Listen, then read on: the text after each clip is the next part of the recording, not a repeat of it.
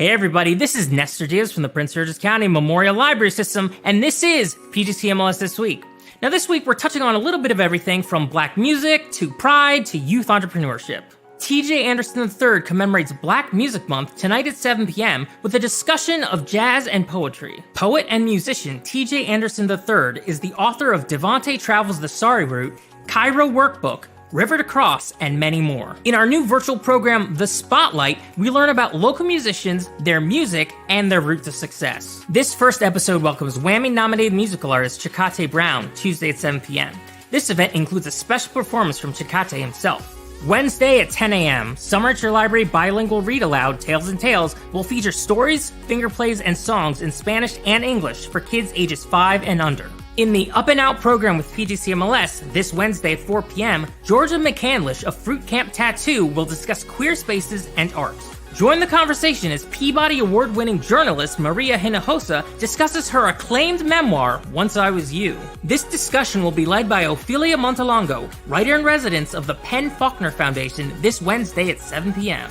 If you've ever wondered how to turn your passion into profit, you don't want to miss Youth Entrepreneurs Making a Difference Through Business this Wednesday at 7 p.m. We'll be joined by 50-year-old Michael Platt, the founder and CEO of Michael's Desserts, and his mother, Danita Platt. This Thursday, as part of the Teen Pride Lounge, we're going to be holding 3 back-to-back events. First, at 5 p.m., we have LGBTQ+ authors Leah Johnson and Tom Ryan. At 6 p.m., we have Rainbow Crafts, and finally, at 6:30 p.m., we have A Rainbow Services. Celebrate Pride Month and chill with other teens on YouTube and Discord. This Saturday, get in on some summer fun at our Summer at Your Library kickoff events. Drop by a library branch to pick up a tote bag that includes a summer game board, activity sheets, sidewalk chalk, and other goodies. Of course, that's while supplies last. For specific times and locations, please visit pgcmls.info/events. Thanks for watching, and be sure to follow us on social media so you can stay up to date on all our programs, resources, and more. That's it for this week, but until the next time, have a good one.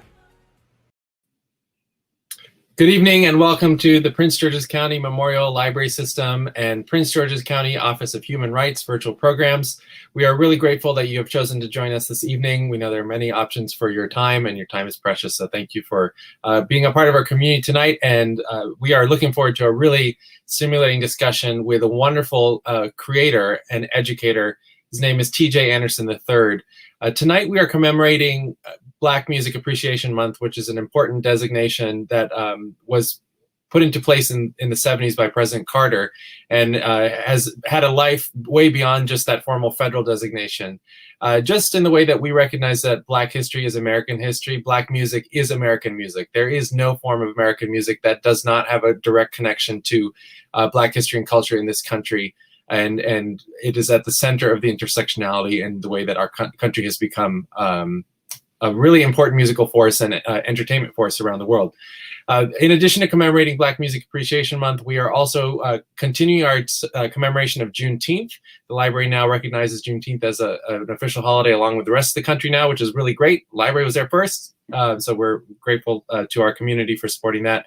And you know, this whole recognition of Juneteenth is a really important moment for all of us to come together and just very on the nose acknowledge the terrible history that has happened in this country with oppression against our Black brothers and sisters. And it gives us an opportunity to look back, look at the present moment, and also look forward with a call to action to afford greater civil rights to all and strive for greater equality and equity in all aspects of our lives. So tonight's program is going to be really cool. You can purchase TJ Anderson's books through our partner indie bookstore, Loyalty Bookstores. We'll share a link with you in the chat. I'm going to give you a brief introduction to TJ in a moment, but just to give you a little preview, we're going to have a wonderful short performance by TJ, and then Kyla Hannington of the Office of Human Rights will join me, and we'll have a wonderful conversation with TJ, and then there will be a question and answer period toward the end. So stick around, let us know your questions and comments throughout the program in the chat, wherever you're watching. We are broadcasting live on YouTube, Facebook, and Twitter, so if you are so inclined, please share those feeds so that we can reach as many people as possible. I also want to invite everyone to check out our website, pgcmls.info, and there are a host of resources for you, including a special Juneteenth page with great resources and links to books and other things. So our very special guest today, TJ Anderson III, who is a poet and jazz artist. He was born in Guthrie, Oklahoma, and is the author of several publications, including Devonte Travels the Sorry Route, Cairo Workbook, River to Cross, Notes to Make the Sound Come Right for Innovators of Jazz Poetry, Blood Octave, and the chapbook At Last Roundup.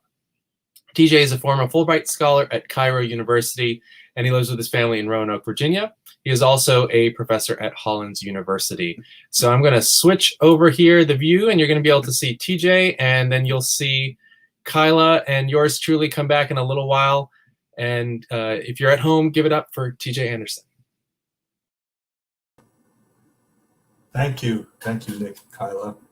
Pleasure to be here. Here's a little something I'd like to send out to the ancestors on both sides of the Atlantic.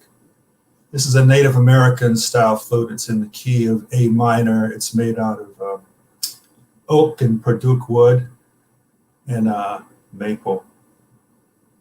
So here we go.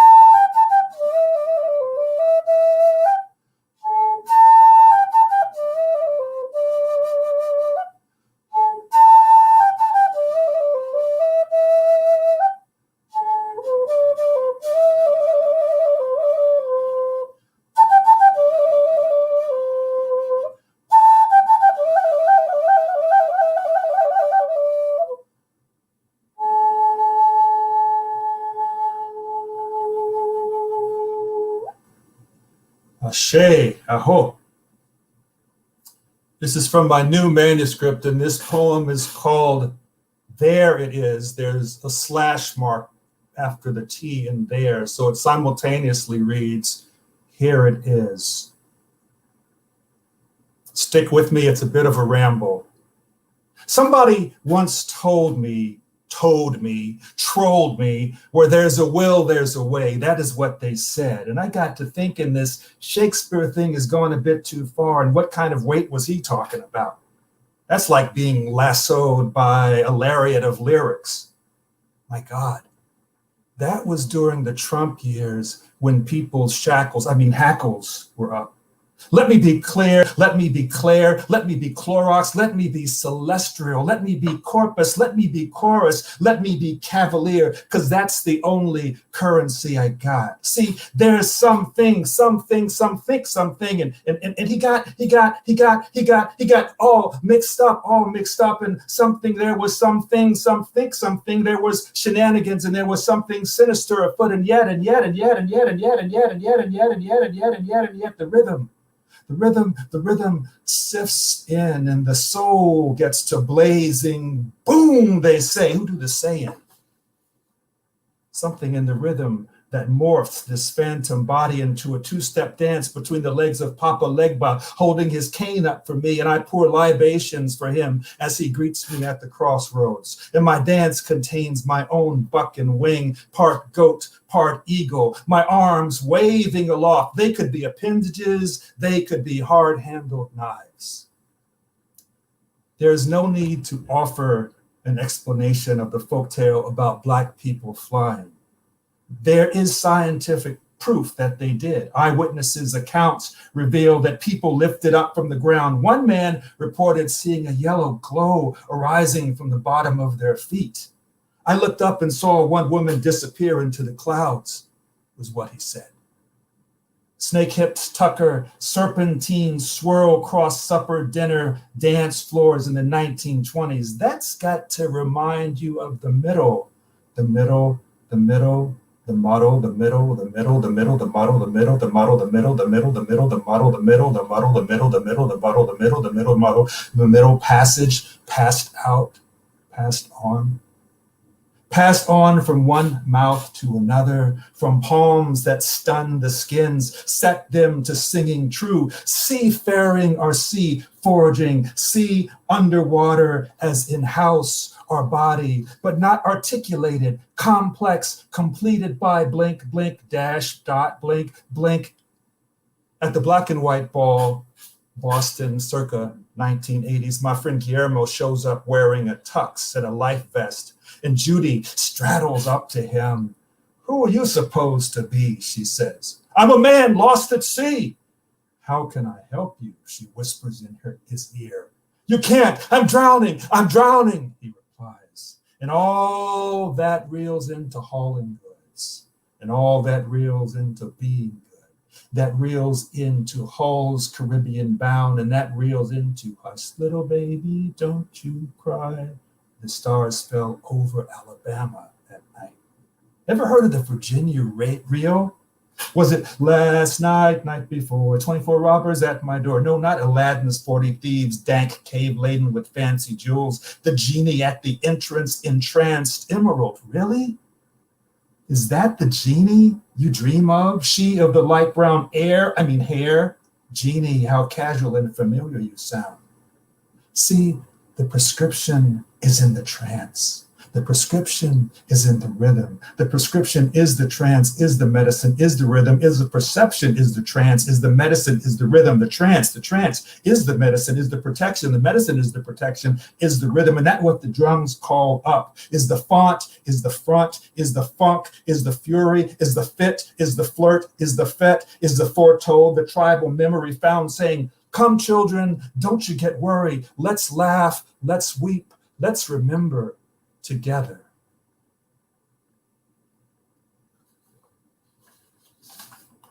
And I'll do one more.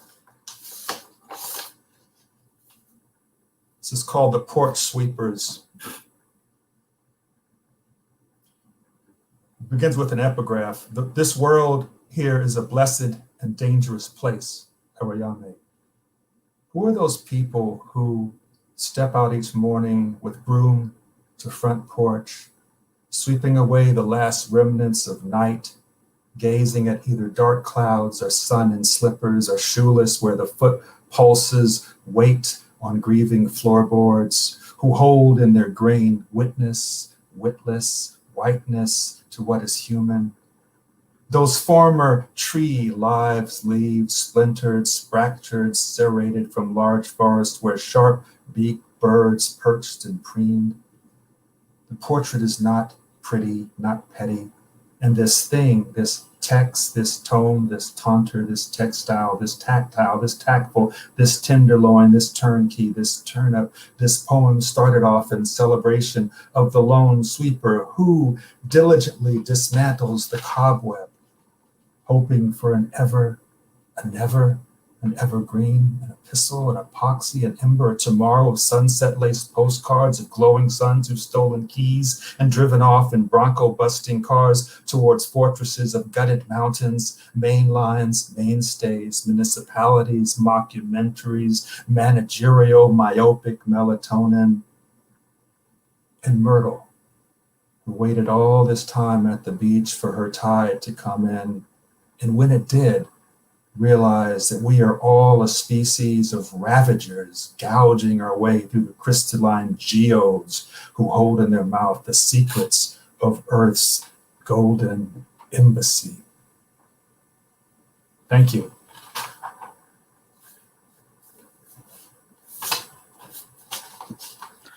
Wow. Amazing. Yeah, amazing. So Thank you. amazing. Yeah. Thank you so much. I was grinning backstage, just like so amazing. It was wonderful. Thank you. Oh my gosh. Well, I mean, your work, and the first time I heard you read, I had the same experience, which is just, I don't know if you could, like, just genuine, just joy on my face throughout my whole body listening to you. It's just so amazing.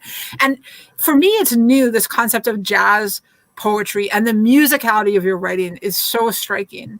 And so I'm wondering, for people who are listening, and also just for me, like, tell me about jazz poetry. Like, how does it come to be?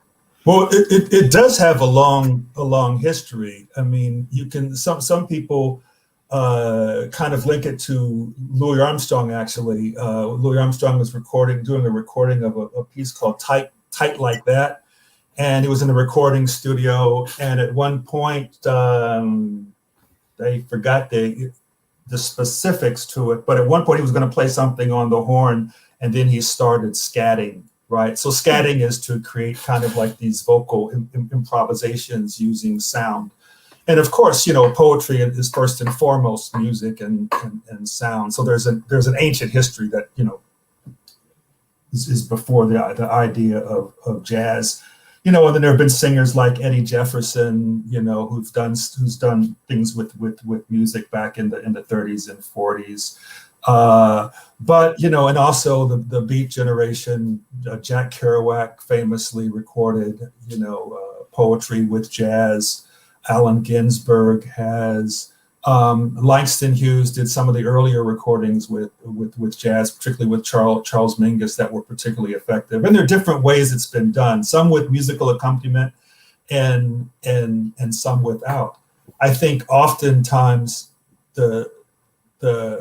it's interesting to think about the notion of jazz, particularly jazz with the idea of improvisation that comes in, that we're all familiar with. There's the concept of, like, in a jazz ensemble, you have a group kind of playing together and are oftentimes articulating a shared kind of thematic, lyrical, piece, etc. And then you have individuals who are contributing to that kind of group and that group vision, and each individual voice is distinct, right? And that's how the music works. And of course, improvisation comes in, and I think sometimes it's a misnomer to say these things pop up in people's head. They do, but that language is so oftentimes already there, right? A person knows the parameters of their instrument, right? And I think the connection with how that's been done with poetry is oftentimes, I think, Amiri Baraka, Jane Cortez, to name a few poets, see the page as a kind of score, right? Mm-hmm. And the voice, like Jane Cortez, the great poet, always says that, her voice is her instrument, right?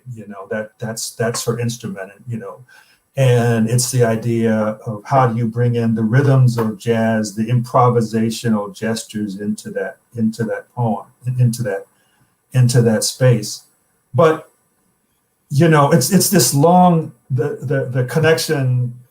Poetry, it's all music. Poetry is music, but this whole thing that I see as important, it's this articulation of the Black experience, and this notion of how does one tell the individual narrative and also the collective narrative, right? And music, music as universal language, it can be told in tone, right? Poetry tries to pick up using things in tone, but also using words to evoke, like, specific concept and idea. So there's that long history, One of the things that for me and for those who don't know me very well, in our world of audience members, I'm a musician as well, and I've spent a lot of time studying this kind of thing.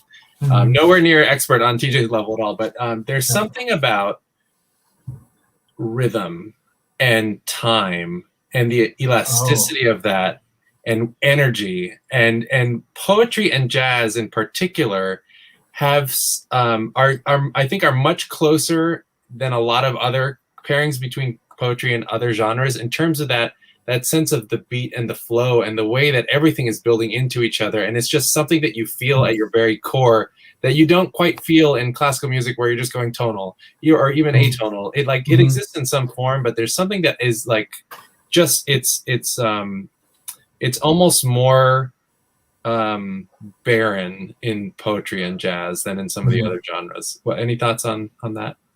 No, when you were saying that, I started to think about that notion that we hear the jazz when it's allowed, when we can hear it, right? And then I began to think about, well, what does it mean if somebody is like sitting somewhere reading a jazz poem and not reading it aloud or looking at the page, you know? And I think also there's a way to do a line on a page that can kind of evoke those rhythms of jazz and those improvisational, those kind of gestures by that. So my, you know, I guess I'm kind of asking or questioning, can jazz happen in a silent and visual context, right? And I would say, yeah, if you look at like some of the if you look at painters like Jackson Pollock, you know, and stuff like that, some of the abstract expressionists, you know, I mean, a lot of them were listening to jazz and influenced by jazz, and their use of color and tone, right, in a painting is not heard, right? But maybe the eyes, I don't know, maybe the eyes kind of pick up some kind of rhythm that is akin to jazz, but it can't be heard in that conventional sense. I don't know if that's answering your question. Yeah. Just some musings on the relationship there. Yeah, it's really fascinating. Yeah. So where for you did the intersection come about? Like, how did you in your own career journey as a creator choose to focus on the kind of forms of expression that you now work with regularly? Well, as you know, Nick, my dad is a composer and my mother is a librarian, and I grew up around a lot of books reading and a lot of music. And at a very young age, my mom would play recordings of Dylan Thomas, you know, reading his poetry, or Robert Frost reading his poetry. We had our Langston Hughes, and alongside that, you know, there would be, you know, Vivaldi's Four Seasons, or, you know, or Brahms or something like that. And then next to Brahms, there would be Count Basie, or, you know, or Coltrane and James Brown. It would be all of this mix. So I grew up in this space of word, text, and music, and also painting. I think one of the things, you know, I think when I first started out writing, I began to write perhaps in more conventional ways. Oftentimes, I was really thinking about everything is a different kind of structure, but I was thinking about, you know, form, and I was thinking about narrative and so forth, and closure, kind of these formal constraints. And I found that kind of restricting in a way, and I wanted to think about ways to open up the line, to have different voices kind of coming in to this juncture, to have silences, right? I started thinking about how that would make its way into a poem. I'm very much influenced, or I love, you know, homophonic words that sound the same, but of course mean different things. And that's, and actually reading a poem that has homophonic words, sometimes it's hard because you hear the word and you think you know, but it might be spelled a different way, you know? So that was a kind of fun thing to play with. And also I was very much influenced by surrealism, you know, the juxtaposition of kind of dream imagery and a heightened sense of the complexity of the real, what surrealists would call the real, you know, the complexity of the multiple ways of experiencing and being in this world. So, and I think, you know, I don't consider myself a jazz poet per se. I think that jazz is my toolkit. Like jazz is an aesthetic place that I go to. You know, there's a definition that's always stuck to me that one time, you know, it's like somebody asking, like, what is poetry? I think one time somebody asked Louis Armstrong, what is jazz? This woman came up to us, oh, you know, Mr. Armstrong, you know, what is jazz? And the famous quote is that Louis Armstrong says, lady, if you have to ask, you'll never know, right? And there's something about the human intuition that, at least my experience with it, that tries to bypass those labels, or is like a, you know, a sponge, like brings in, well, that's what jazz does, brings in everything, right? You know, so I think that's where I find myself, you know, as a poet. So your recent, or the most recent collection that I have is Devonte Travels the Story Route. Yep. And which is right here, and which is awesome. And there we go. And I think Nick has already told people who are watching that they can get it from the library. You can also get it from Loyalty Bookstore, which is the library's partner bookstore, if anybody's interested. But so this, I was hoping you could talk about this, because as you were talking about, there's something that what you just said now about the sort of shifting boundaries as you, not shifting, but sort of open boundaries, this being open. And I felt like this collection did this, the words, but also the narrative, like what the tale that is being told is. And I was wondering, could you tell viewers a little bit about what this collection is and what you're doing in it? Okay. All right. Yeah, thanks. So Devonte Travels the Sorry Route. It was inspired by a painting from my close friend Cunahan, Brian Cunahan, and it has two figures. And I was going through a kind of a writer's block period, and we discussed like the figures and so forth.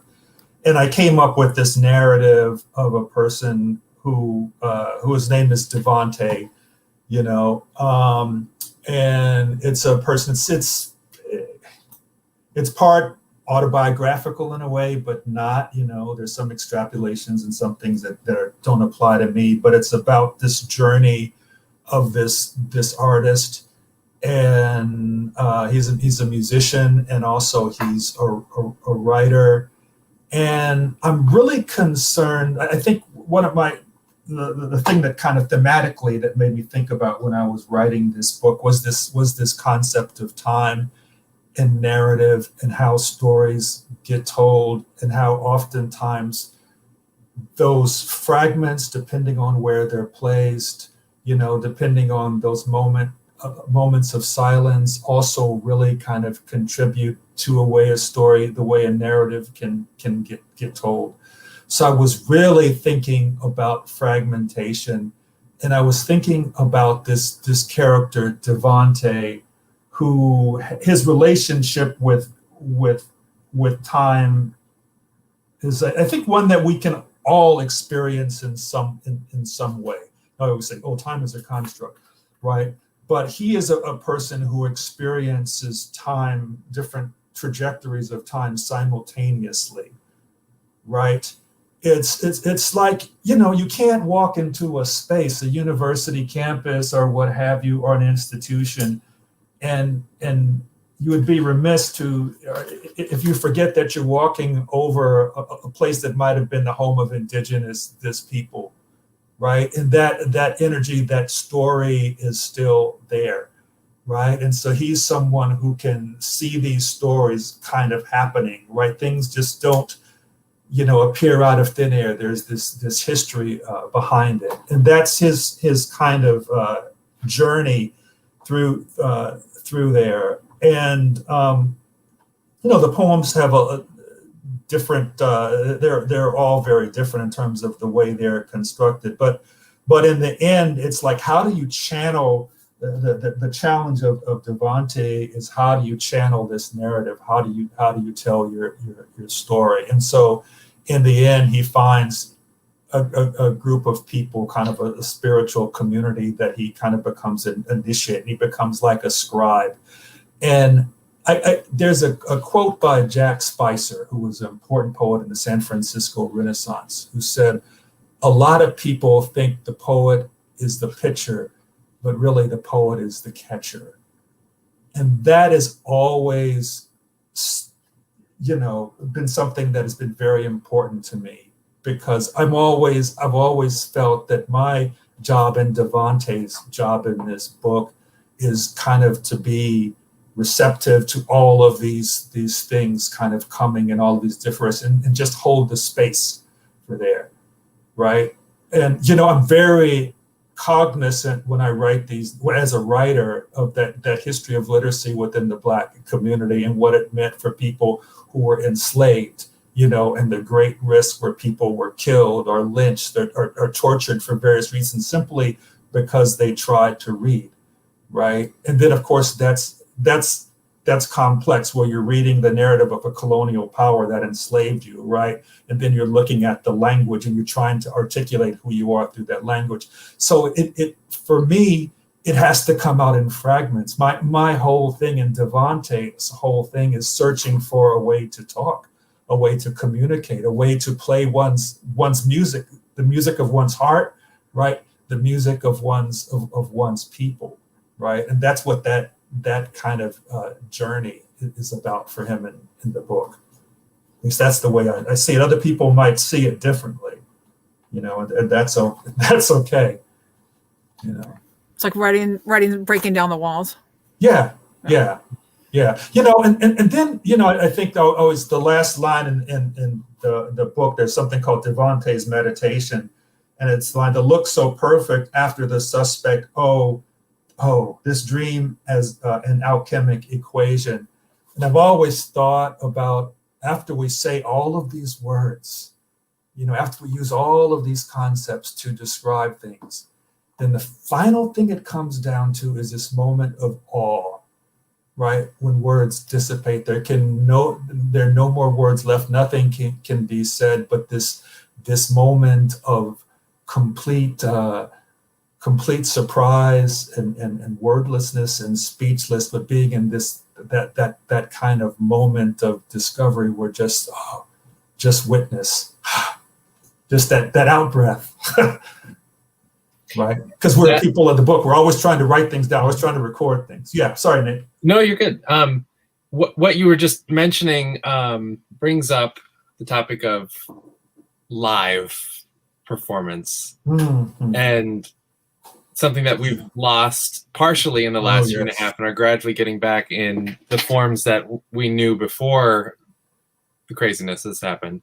But there is, in live performance, something that is so unique, and you've written a bit about this. Can you just talk a bit about that phenomenon a bit more for the audience, and how you found that has sustained itself or not through the virtual environment?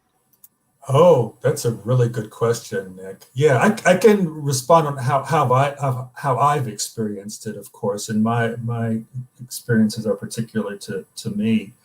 I think that when I do perform live, whether it's poetry or music, there has always been something about the energy, and it's palpable, something about the energy of the audience, right? That really feeds into it, and it can be, the gestures of the audience, the physical, just eye contact, the sound of somebody coughing, or somebody saying, oh yeah, or nodding their head. And then, that the idea of space to where that performance takes place, whether you're on a stage or whether you're performing in a church, and the whole notion of acoustic, right? And I always think when you're live, you're kind of stepping into that environment, right? And all of those, concert, right? It becomes in concert with other people, right? You might be the principal voice or the main musician who is playing or whatever, but there is this reciprocal, there is this feedback that is coming through the audience that is feeding and that is encouraging that reading or that performance.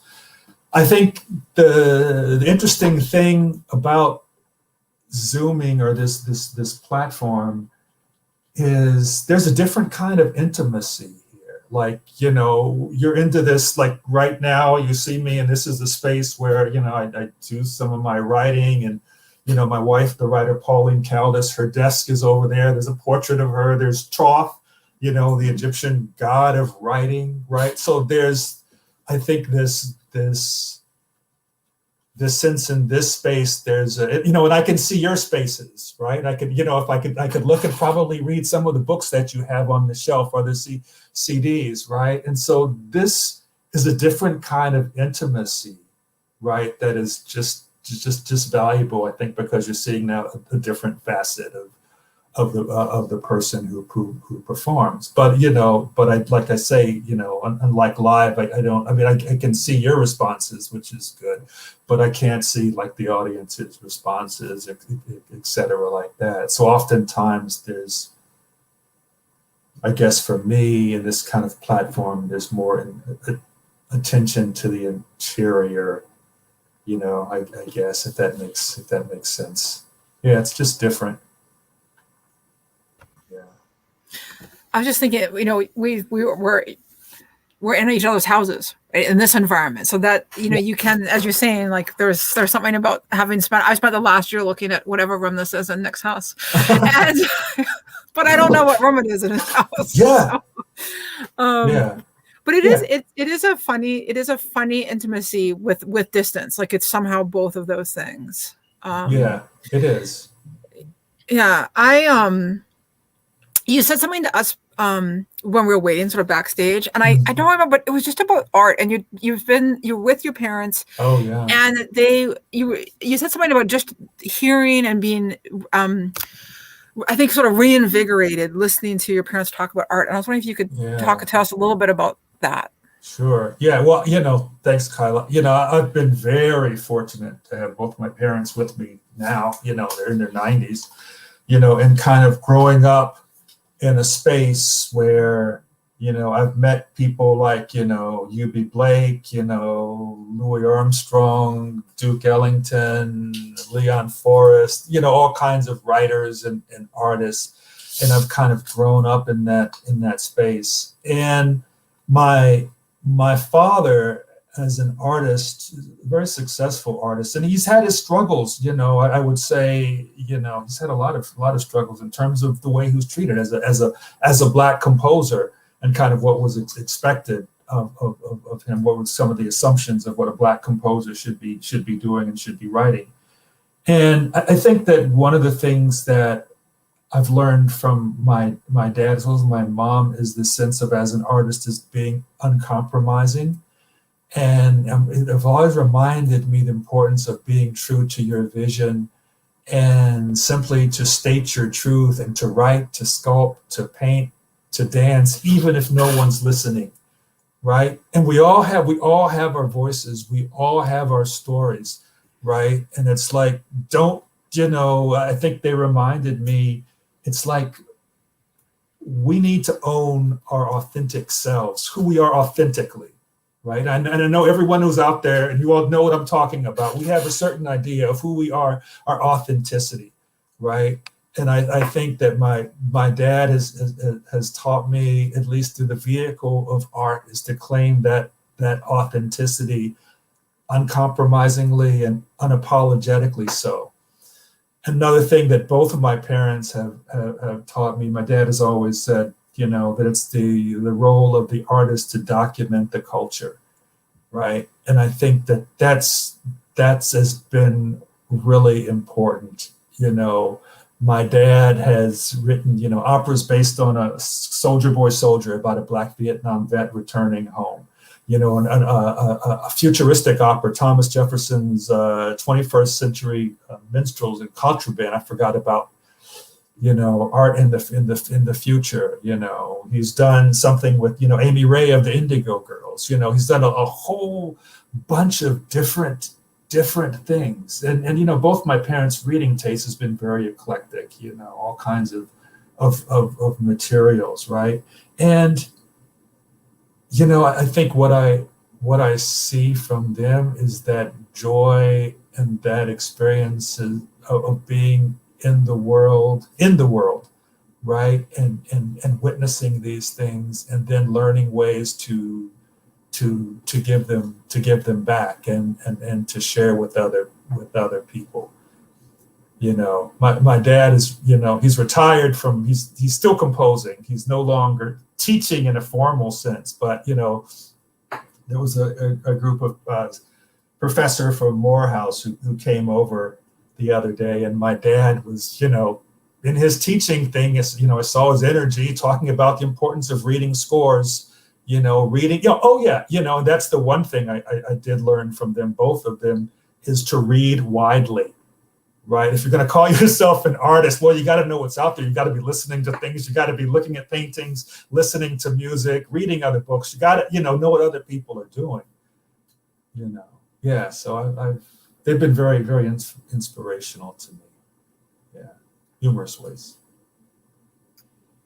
So there's something in history, looking back, and I'm just going to preface that this is just my own personal reflection and thought. The way that Black artists and creators in particular have had the courage to be very vocal and public about documenting and expressing the Black American experience ahead of when society's majority has been willing to acknowledge that. Even from, Harlem Renaissance going back to the early 19th century even. What is that something that is a real phenomenon, or is that just my own personal take on it? Because I feel like, for example, we had this tremendous reckoning last year, which is about 400 years late in many ways, certainly 150 years late, certainly 50 years late. And we're seeing now, is that going to be sustained, and what are going to be the real long-term impacts of that? But Black artists in particular, and other indigenous artists, Latin artists, Asian artists, have been saying these things that the political organizers are coming to decades in advance of when kind of mainstream political thought picks it up. Right. Yeah. No, I think that in a lot of cultures, that idea of witness, I think it's Audre Lorde. I think Audre Lorde has something like, remember, we weren't supposed to speak at all. I think that's one of the lines in one of her poems, if I'm not mistaken, right? But I think it's always been there, because I think that sense of art has been this act of resistance, has always been connected with survival. I mean, if you look at the use of drums, right? I mean, I'm really interested in voodoo, for instance, right? In the Caribbean, and what in the use of drums and songs and so forth. You look at spirituals, right? You look at rap, and hip hop, right? So you look at Black African American, at classical music, right? Black classical music. You look at jazz, right? All of those things, but there has always been this commitment and this insistence to put forth a Black or an indigenous presence, right? To always have that out there at the forefront. And of course, like the murder of George Floyd, and Black Lives Matter, and you see, like, I don't want to. I mean, who knows about their sincerity?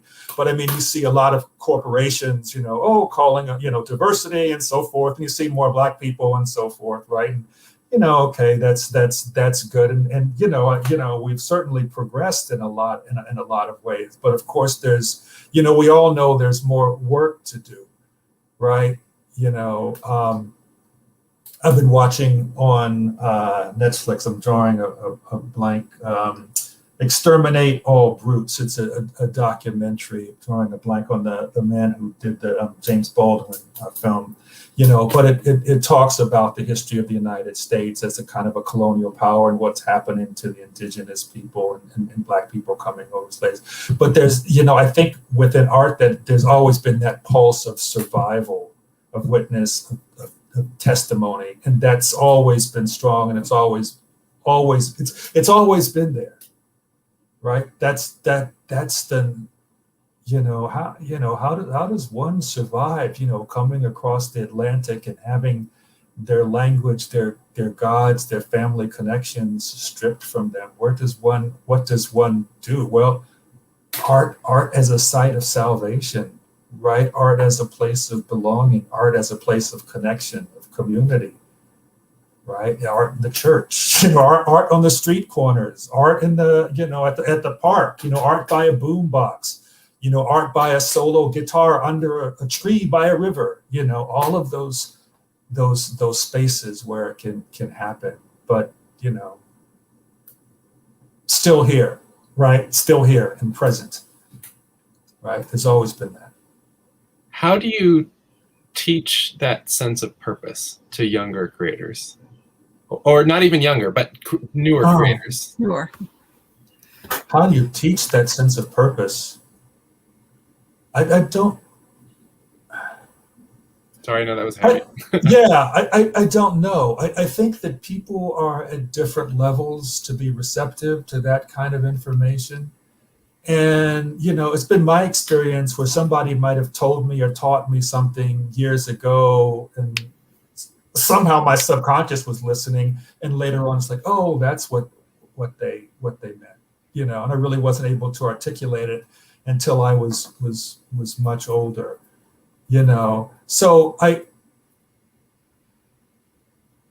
don't necessarily know how to teach that, but I know I make the assumption that there is a hunger in all of us that strives or feels the need to articulate something, to make something. Most of us are to speak something, and then it becomes a way, if you sit back and allow yourself to listen to that voice and be receptive, then you're ready to listen. So I don't think it can, it's like talent. I don't think it can be taught, I think it just intuitively, I'm not exactly sure where it comes from. It comes from you, and I think it comes from you, and it comes from outside of you too. I was thinking that maybe if it's intuitive and internal, but somebody like you as a professor and as a writer and as a mentor and a friend and a colleague and all those different roles that you have, that encouragement, that encouraging someone and making space for them. Because that was, honestly, my very brief interaction with you way back in 2019, well, it was not way back, but it feels way back because it was pre-pandemic. But it was just that you were very encouraged, like that incredible encouragement. And that, as I'm thinking about Nick's question, that space of encouragement maybe allows for other artists to to have the courage to start to express themselves more authentically or more fully. Yeah.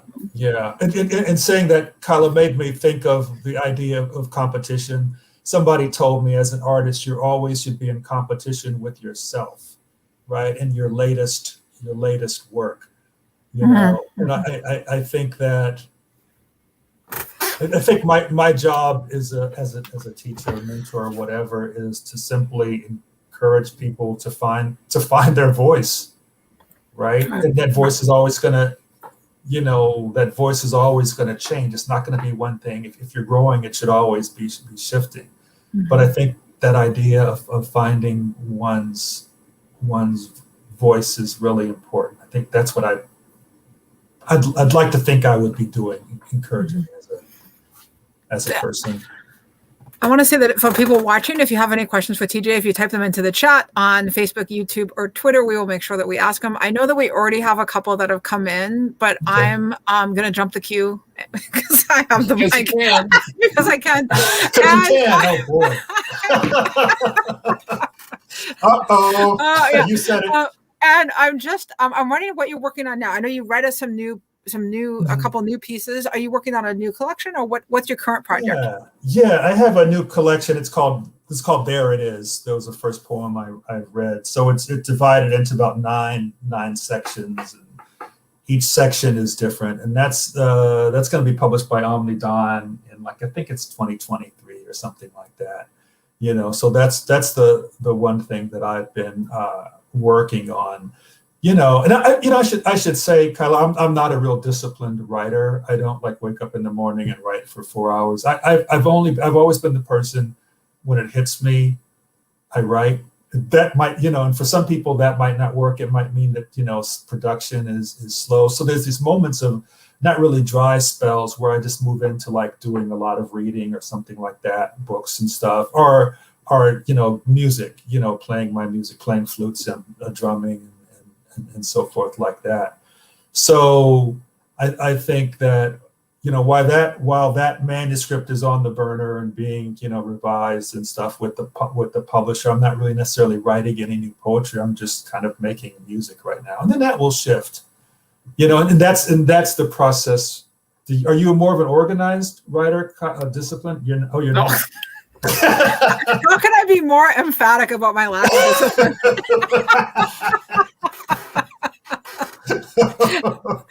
No, yeah. I wish. I mean, that is something that I would like to cultivate. But I am 47 years old, and I will say that if I haven't got it now, I'm not entirely sure that I will. Honor that. Honor it. That's just true. Yeah, that's how it is. Right. You don't have to. I mean, you're not apologetic for your thing, but I have to sort of come to a place of not feeling apologetic for my lack of discipline. Nick, do you want to grab a question from the? Sure. Yeah, we had one from Howard who asked earlier on, and I know this is probably a good segue. Can you share a little bit about your creative process? Okay. Yeah. Sure. So with the poetry, it's when it hits me. I could be anywhere in the woods, at a restaurant or whatever, and somebody might say something, or I might see an image, and that might recall a line, like a particular line, and I'll play that line. I won't write it down. Usually I'll play it over in my mind. I'll keep saying it over, and then I'll come home and write it down. And then oftentimes from there, a poem will emerge. I never know where the poem is going to go. Very rarely do I sit down specifically and say, I'm going to write a poem about this. It usually happens when I finish writing the poem or after a couple drafts. I say, oh, this is where it's happening. Typically, sometimes I'll write by hand. I have a notebook, of course, and I'll write things on the notebook, and then I'll go to the computer and move things around and shift things around, and they go through several drafts. And I think about whether to be specific or whether to leave in the abstract, and also I don't necessarily think the necessity of making a meaning. Sometimes I like things to be kind of obscure, or invent things. And then it goes through about, let's say, 5 or 6 drafts, and I'm moving around lines. And then I feel it's, I'm about to say abandoned. I have to say it, that I feel it's complete. And then I guess then I'm ready for something else. So it's really when it strikes me, Howard. Yeah, when just something just kind of shows up, a song or a sound, or an image. Yeah. Cool. Thank you. We have another question from Ms. Vivian, who would love for you to let us know if you enjoy what you do. You have to. Yeah, I do. Thank you, Vivian. I do. And I think that's really important. I mean, I think there are a lot of things that we can do. There's things that we do in our jobs that, meetings that might be distasteful that we might not like to do. But I think for me, I think I realized, and I didn't realize this early on. I fought it, but I realized that who I am is a poet, who I am is a musician, who I am is a writer. And when I'm in that space, when I'm writing poetry or when I'm collaborating with people, making music, particularly making music, there's just something magical when you step into an ensemble and you're all playing together and responding to each other. There's just something magical, and I like being into that space, and I find that space very comforting and very transformative. So I think making art puts me in a transformative space. It moves me from the day-to-day 9 to 5 work world, but puts me in a more rarefied space. Mm-hmm. Very cool. Thank you. We have a question from Kristen Taylor, who we remember from the Welty in 2019, and who also was one of our very first guests, Nick and I, in the virtual space. So it is a privilege to have Kristen here with us. And she is wondering, TJ, you've been speaking wonderfully about the responsibility you feel to history, culture, and ancestors. In what ways and how are you also writing for yourself or for an intimate and anonymous audience? Ooh, that's a really good question. In what ways am I writing for myself? That's really, Yeah, I think in the terms of, I guess for myself, I'm always writing as a way of kind of processing things. And you know, I'm trying to feel my way through the darkness or whatever of of 2021, the 21st century, and kind of negotiating my way and using poetry as a flashlight, as a lens to do that. And I think for an anonymous and intimate audience, I would say that I am not necessarily the authority on my poems. I can tell you how I put them together. I can tell you how they were made. I can tell you what my intent is behind it. But ideally, I want the reader to come to my poetry and hopefully other poets as that space of exploration where one begins to see the world through the lens of poetry and discover more about themselves or about the outside world, and to offer up their kind of own interpretations, right? So it's like I know some of my readers, but I don't know all of my readers. But I like the idea of being like one finds oneself lost in the reverie of music, and one finds oneself lost in the reverie of a poem, and I know based on my experience of reading novels or stories, it's like you can be sitting in a living room or on a porch or anywhere, and if you're reading a story or reading a poem or whatever, you feel like you're in that place. Right, you see the river, you see the carriage, you see the airplane. You see, and you feel that space, and maybe on some sensory level, your body is reacting in that way. And that's, I don't think any other animals share that experience, but that is a really powerful, powerful human experience. Mm-hmm. And I think that's what I want, that kind of connection with the audience and the intimacy and what I want to. I hope that answered your question. Thank you. And unfortunately, I have the bad news of saying that we are coming to the end of the time that we have to talk together. And it is bad news because I have many questions and I have more poems I'd love to hear you read. And, I'm definitely have to have you back. Thank you. Thanks, and it's just been awesome. It has honestly been a complete privilege to have you here. So thank you so much. Thank you. I've been honored. Thank you, Nick. It's been wonderful to be here. I really appreciate it. We'll have to rendezvous at the Village Vanguard at some point. Yes. That would be great. Yeah. Road trip. There we go. So thank you. Thank you for being with us, TJ, and thank you for everyone who tuned in this evening. For those of you who are just getting to know TJ and his work, we encourage you to read his extraordinary works, which you can get from Loyalty Bookstore, the library's partner bookstore. You can also learn more about him and his dad by checking on their webpages. You can see TJ's at tjandersonpoet.com. And his dad you can find at tjandersonmusic.com. You can also find the composer on Facebook by searching TJ Anderson Composer, where you can hear his works and find the collaboration, for instance, with Amy Ray that was mentioned earlier. We are very grateful, the Office of Human Rights, very grateful to be able to partner with PGC MLS for this and so many other wonderful events. And I'm going to tell you about just a couple of them right now.